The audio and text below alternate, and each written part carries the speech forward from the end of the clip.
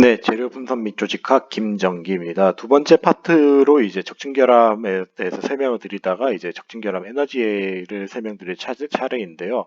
일단 적층결함이 생긴다는 것 자체가 결국에는 멀쩡한 ABC 면에서 면이 하나가 빠지거나 들어오는 거기 때문에 결국 에너지적인 관점으로 보게 되면은 상당히 좀 불안정하다고 볼 수 있어요. 그래서 이런 불안정하기 때문에 결국에는 이 결함을 발생시키기 위해서는 무언가 조금 더 추가적인 에너지가 필요하다는 거고, 요 에너지를 우리가 적층결함 에너지라고 정의를 하게 됩니다. 그래서 이 적층결함 에너지 같은 경우는 당연하지만 적층결함 면적에 반비례 관계를 가지고 있어요. 왜냐하면 적층결함 면적이 좁아지면 좁아질수록 얘네가 기본적으로 이렇게 형성된 적층결함 면적이 이제 그 작으면 작을수록 아, 우리는 적층결함 더 형성하기 싫다. 뭐 이런 식으로 이제 얘기를 할 수 있기 때문에 이 적층결함 면적이 이제 좀 적으면 적을수록 이제 이 적층결함을 형성시키기 위해서도 필요한 에너지가 상당히 더 많이 필요해진다는 겁니다. 그래서 관계식은 이런 식으로의 관계를 가지고 있어요.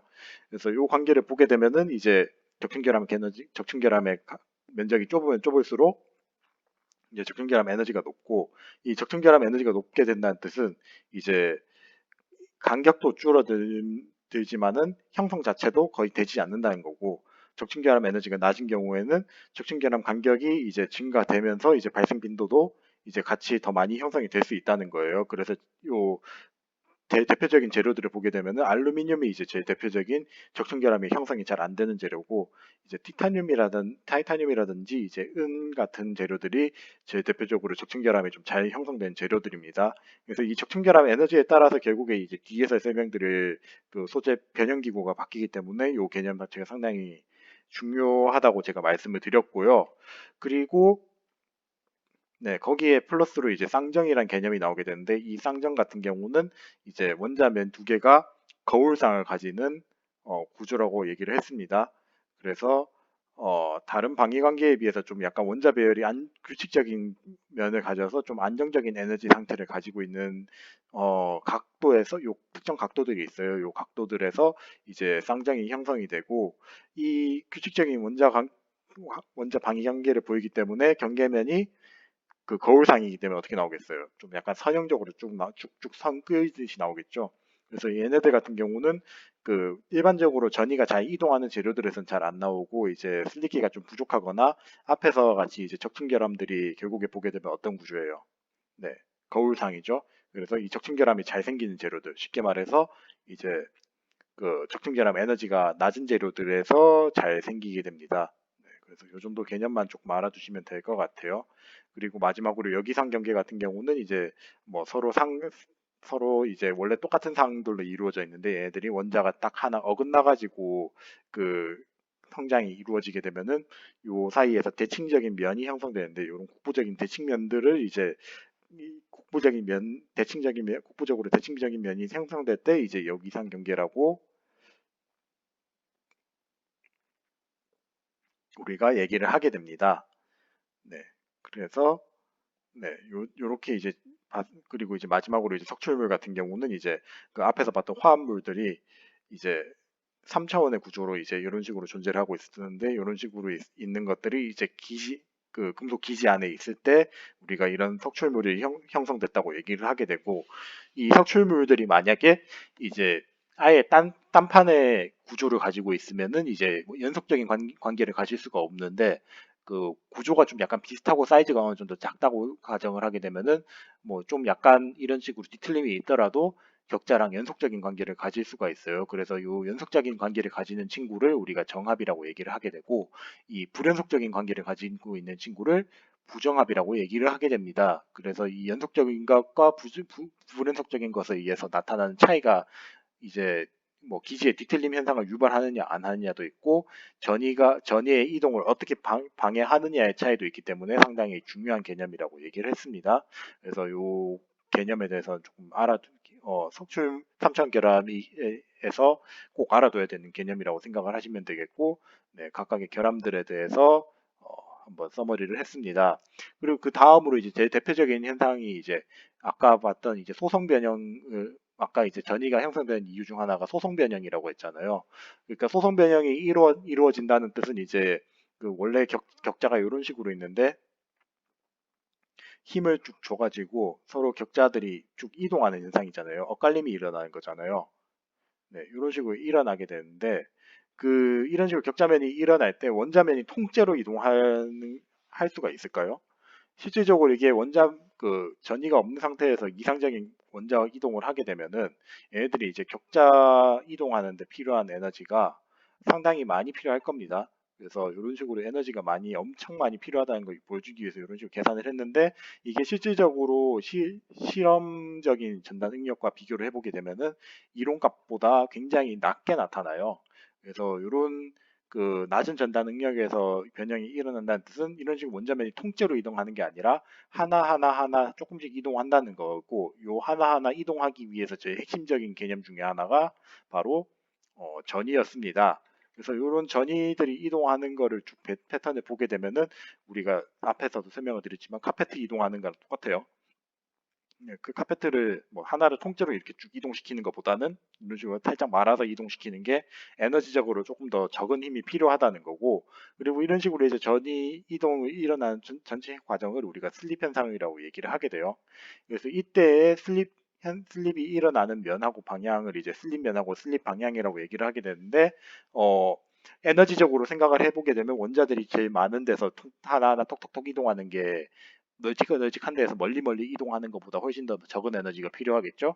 그래서 항상 슬립면하고 슬립 방향은 최조밀면 최조밀 방향이고, 그 말인즉슨 슬립계는 최조밀면하고 최조밀 방향의 조합. 앞에서 첫 번째 파트에서 리뷰를 했듯이 이제 FCC, BCC, HCP의 이제 그 최조밀면하고 최조밀 방향이라고 보시면 되겠죠.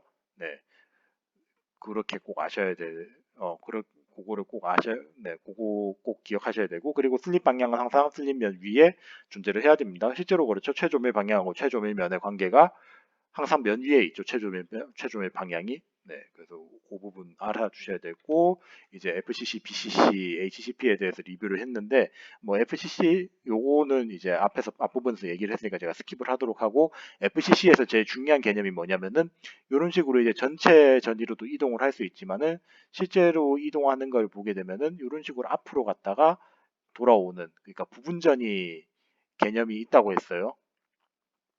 그래서 이제 111면에서 112 방향으로 이제 부분 슬립이 한번 발생을 해가지고 이동을 하는 게 에너지적으로 어, 훨씬 더 적은 힘이 필요하기 때문에 부분 슬립이 나타난다고 했었고, 그런 계산 과정에 대해서 쭉 유도를 한번 했었고요.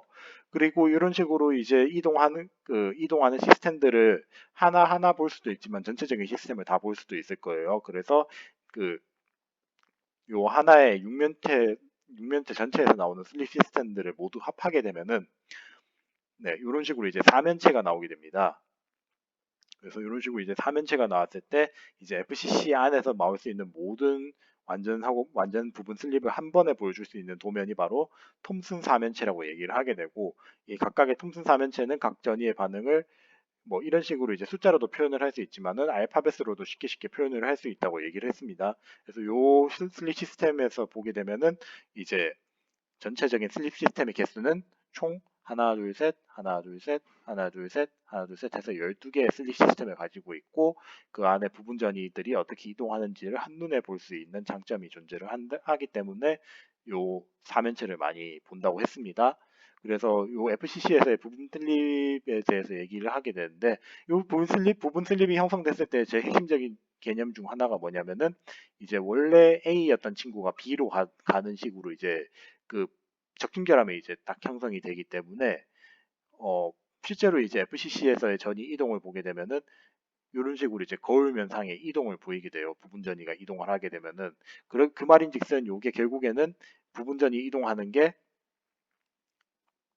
이제 적층결함이랑 똑같은 개념이라고 보시면 되겠고, 이 적층결함의 폭 같은 경우는 네, 이 적층결함 에너지의 크기랑 이제 의존을 한다고 했습니다. 그래서 상대적으로 높은 적층결함 에너지를 가지고 있으면은 얘네들이 잘 생길까요? 안 생길까요?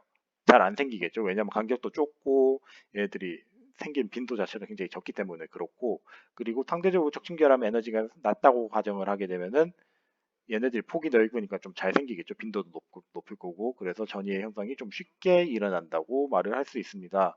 하여튼 그래서 이런 식으로 이제 전이의 이동이라든지 상호작용에 영향을 주는 상당히 중요한 개념이고, 이게 이제 나중에 전이의 이동이라든지 이제 상호작용하고도 관련이 있다고 했습니다. 그래서 그 부분에 대해서는 뒷부분에서 따로 또 리뷰를 해드릴게요.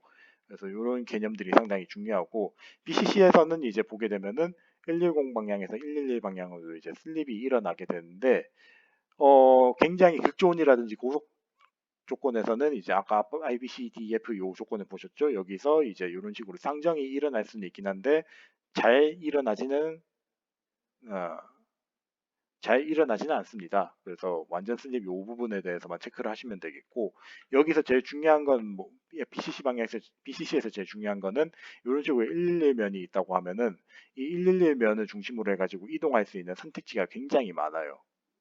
네, 111 방향을 요 방향을 기준으로 110 방향을 기준으로서 111이 이제 서로 원자에 도착을 하게 되면은 그 갈 수 있는 선택지들이 굉장히 많다 보니까 그 슬립 가능한 면들이 굉장히 많이 존재를 해서 MRSSP라고 해서 Multiple Resolved Shear Stress 플레인이라고 해서 최대 분해 전단 응력면이라고도 하고, 제일 쉽게 설명하면 연필 활주라고도 얘기를 하는데, 전이가 이동할 수 있는 길이 다수 존재하기 때문에 슬립 경도도 굉장히 삼각형 형태로 다양하게 발생을 할 수 있어요. 그래서 여기서 슬립을 시작하게 되면은 뭐 이쪽으로 갔다 여기 갔다가 여기 갔다가 여기 갔다가 막 이렇게 이동을 할 수 있다는 게 이제 BCC에서의 가장 핵심적인 개념이라고 보시면 되겠습니다. 그리고 이제 마지막으로 HCP 같은 경우는 이제 11001면에서 11-2 방향으로 슬립은 일어나는데, 자 만약에 인장을 변형을 이렇게 당겼어요. 근데 요 면밖에 이제 커버가 안 돼요. 그러면 변형이 안 되죠. 바로 깨져야 되죠. 근데 실질적으로 그러지 않고 이제 상대적으로 조금 이렇게 당겨질 때는 에너지가 조금 많이 더 필요한 슬립면들, 그러니까 뭐 프리스마틱 면이라든지 아니면 피라미드 면에서도 이제 슬립이 동시에 일어날 수 있다는 거를 꼭 아셔야 되고, 근데 한 가지 주의해야 되는 거는 요 밑에 변의 길이 A랑 위 그 세로 변의 길이 C 간격에 따라서 이제 베이스 슬립이랑 피라미드 슬립의 선호도가 이제 바뀌게 되는데, 만약에 CA 레이시오가 커지면은 이제 피라미드 슬립이 일어나기 더 힘들겠죠. 안 그래도 에너지 많이 필요한데 간격이 더 넓어지니까. 그래서 타격자 구조에 비해서 이제 슬립이 조금 더 어렵게 나타납니다. 네, 그래서 상당히 휘성이 높다고 얘기를 하게 돼요. 네, 뭐 이런 식으로 이제 부분전이 반응이 일어나긴 일어나는데, 결국에 이제 제일 요 부분전이 반응을 하더라도 이제 요 부분에서만 일어나는 거기 때문에 실질적으로 이제 제일 중요한 개념은 한 요런 그 프리스마틱 피라미드 슬립이라고 보시면 되겠습니다. 네, 그래서 FCC, BCC, HCP에서의 슬립 현상에 대해서 쭉 리뷰를 한번 해드렸고요. 이런 식으로 이제 이런 식으로 이제 슬립이 일어날 때 가장 주인공은 뭔가요? 전이죠. 네, 그래서 전이가 제일 중요하고, 이 전이들이 형성이 되는 기구에 대해서 보게 되면 이제 뭐 열적인 원인도 있고 기계적인 원인도 있는데, 첫 번째로 이제 열적인 원인을 보게 되면은 이제 냉각에 의해서도 발생을 할 수 있을 거예요. 공공 농도가 이제 확 올라갔다 확 떨어지면서 이제 그 네, 이런 식으로 이제 농도가 급격하게 감소가 되면은 원래는 이제 이런 천천히 이제 냉각이 되면은 원자들이 이런 식으로 메꿔가는 식으로 이제 그 공공이 사라져야 되는데, 갑자기 온도가 확 떨어지게 되면은 거의 한 10,000배 이상 차이 나는데 이거를 그 원자를 하나하나 일일이 메꿀 수는 없으니까 석출이 발생을 하게 됩니다. 그래서 요 석출이 발생을 할 때 이제 에너지 최소화를 위해서 이런 식으로 이제 선으로 형성되는 게 아니라 루프 형태로 이제 형성이 많이 되고, 이때 전이 루프 같은 경우는 이제 안 그래도 결정기 계 같은 경우는 결함들이 많잖아요. 결함이 많아서 불안정하니까 최대한 멀리, 그래서 요 중심에 많이 형성이 된다. 라고 생각하시면 되겠습니다. 뭐 그리다 보니까 벤젠고리처럼 형성이 되는데 뭐 실질적으로 저렇게 많이 형성이 돼요. 네. 그리고 이제 핵생성 같은 경우도 이제 균일한 부분에서 핵생성이 될 수도 있지만은 실질적으로 제일 많이 형성되는 거는 불균일 핵생성이다. 왜냐하면은 이 응력 그 주변에 이제 결함이 있는 상태면 좀 기본적으로 불안정하기 때문에 그래요. 그래서 실질적으로 이제 그 전이 루프가 형성이 되는 것도 이제 석출물에서 네, 전이가 많이 튀어나옵니다. 그래서 항상 전이는 결함이 있는 부분에서부터 추가적으로 나타난다는 거는 기억을 하셨으면 좋겠어요. 그래서 이런 식으로 이제 불균형 핵생성이 일어나게 되면은 이제 전이 루프가 점점 이런 식으로 이제 증식을 해가지고 나타나게 되는데 배달에 힘이 없으면 항상 어떤 면에 따른다? 요 틀린 면은 지정이 돼서 원통면을 계속 따르게 된다는 거가 중요하고 실질적으로 그러지 않고 이제 열 에너지를 조금 더 받게 되면은 이런 식으로 이제 더 확장이 일어날 수도 있습니다. 그래서 뭐 불균형 핵생성 기구에 대해서는 참고 정도만 하시면 될 것 같고요. 그래서 이런 식으로 이제 전이가 이런 식으로도 증식을 할 수 있지만은 원래 가던 전이가 멀쩡히 가다가도 이제 증식할 수 있겠죠. 그래서 이런 식으로 이제 전이가 두 개가 핀이 됐다고 하면은 이런 식으로 힘을 받을 때 어, 계속 이런 식으로 이제 풍선처럼 계속 증식되는 기구가 있어요. 요거 이제 프랭크 리드 소스라고 제가 말씀을 드렸고, 프랭크 리드 소스 기구 이런 식으로 가고 나면은 중간에 전이가 남고 이제 전이가 이런 식으로 새로 증식이 되는 식으로 기구가 형성된다고 반복되는 기구가 형성된다고 말씀을 드렸습니다. 그래서 이 기구에 대한 그림을 좀 기구에 대한 이유는 기구 정도는 좀 참고를 하셨으면 좋겠고, 실질적으로, 그리고 이제 뭐 이런 식으로 힘을 받아서 형성될 수도 있지만은 이제 열적인 에너지가 있으면은 확산이 될 수도 있겠죠. 그래서 똑같이 이제 확산이 됐을 때 뭐 마덴 헤링 소스 같은 다양한 이제 기구들이 존재를 해서 뭐 이런 식으로 이제 전이들이 증식할 수 있다라고 보시면 될 것 같고, 네. 실질적으로 제일 중요한 부분은 이 부분입니다. 그래서 슬립 현상에 이제 상당히 많이 강조를 하는데 그만큼 중요하기 때문에 제가 강조를 드리는 거예요.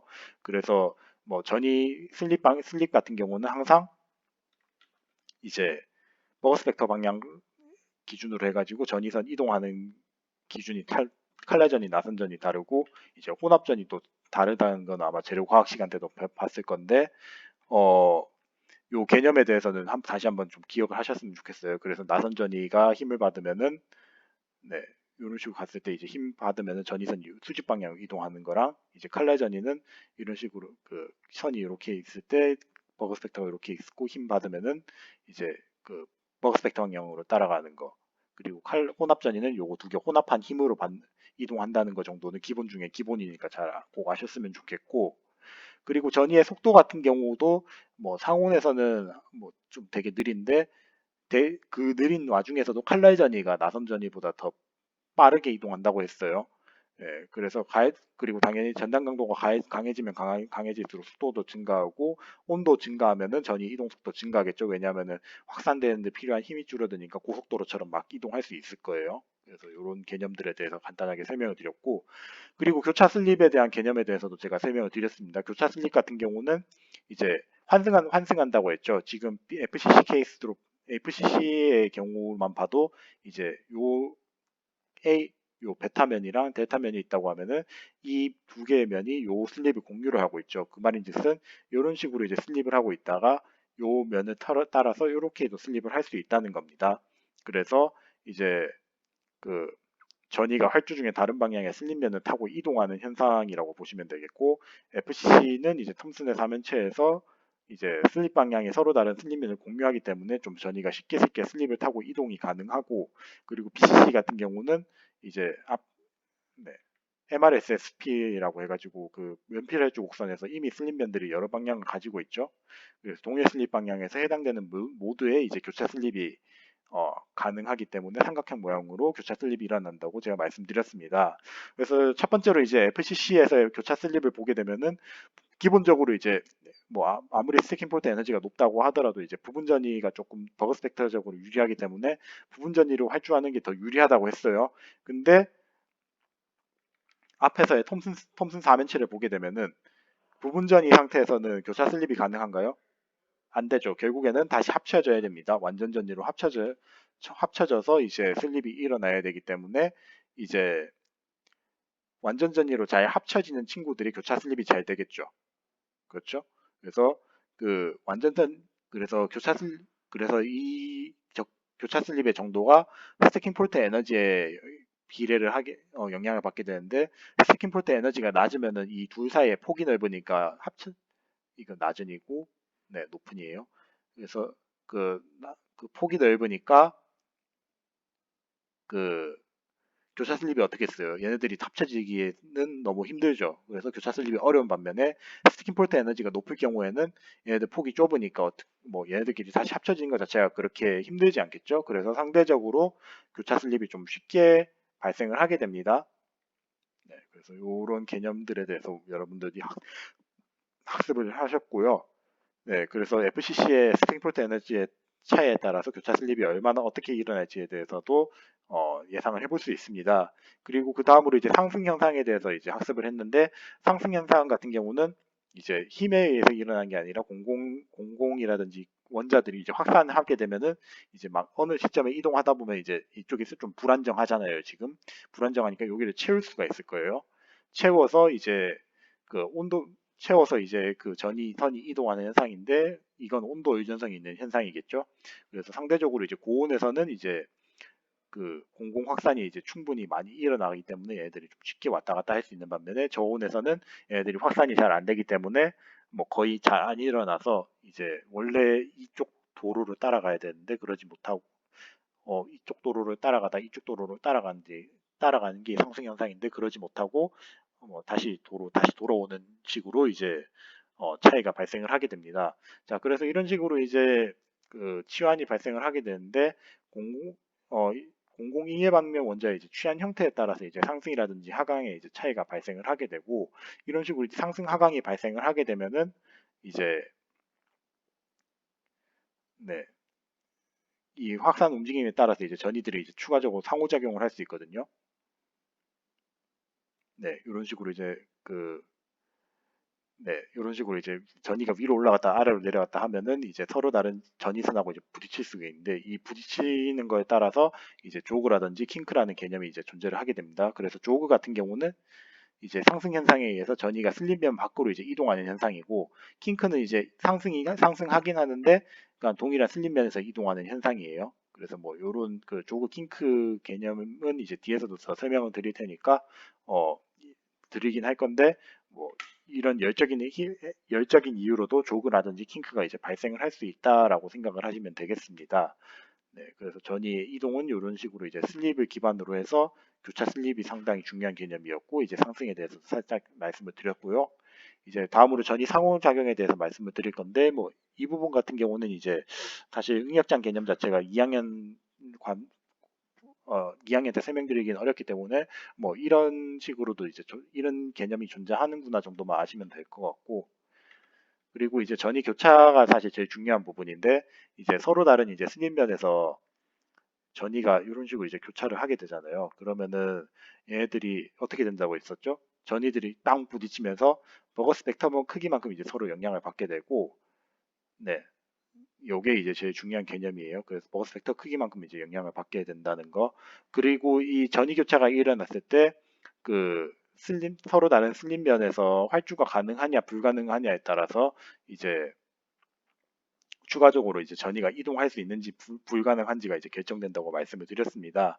그리고 마지막으로 이제 교차하는 전이 성분이라든지 통과 방향에 따라서 이제 상호작용에 이제 차이가 발생을 하게 되는데 이제 칼라전이 간 교차라든지 이제 나선전이 교차, 나선전이 간 교차 뭐 이런 그 교차 관계에 따라서 이제 전이가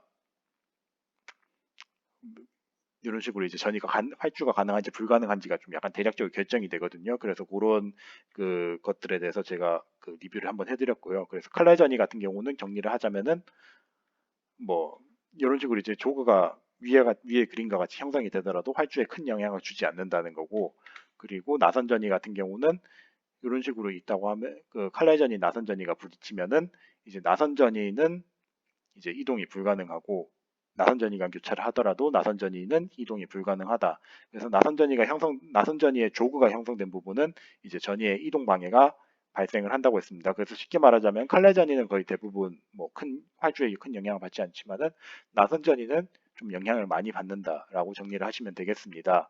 그래서 이런 식으로 이제 나선전이가 교차를 해가지고 조그가 형성이 되면은 이런 식으로 이제 계속 루프가 형성이 될 거 아니에요. 근데 이게 어느 세월 동안 계속 그 유지를 할 수는 없겠죠. 그래서 이 힘을 계속 받다 보면은 이제 더 이상은 못 버텨라고 하면서 얘네들이 그 장력이 막 발생하다 보니까 장력이 상대적으로 큰 쪽으로 계속 이동을 해가지고 결국엔 얘네들이 합쳐지겠죠. 합쳐져서 동일한 간격의 그 조그 간격을 가지게 되고 이런 식으로 이제 그 일정한 간격의 조그가 형성이 되면서 이제 평형 관계를 가지게 됩니다.